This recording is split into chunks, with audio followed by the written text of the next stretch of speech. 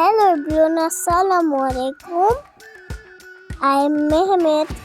কেমন আছো তোমরা সবাই? আজকে আমি যাচ্ছি প্রথম দিন স্কুলে।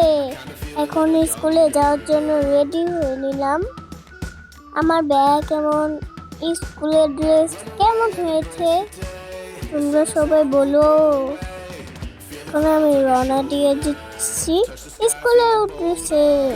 এই থেকে বের হয়ে নিলাম। এখন আমি যাচ্ছি আম্মুর সাথে স্কুলে।